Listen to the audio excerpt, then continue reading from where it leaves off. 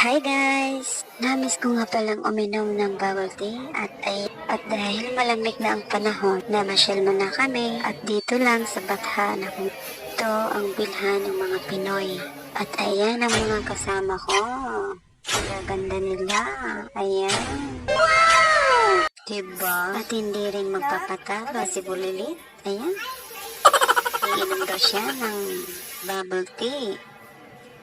At siyempre, flex ko din ang sarili ko. Charot. Wow! A small hot cake. Oh my God. This is the first time I saw the hot cake like this. How much that one, brother?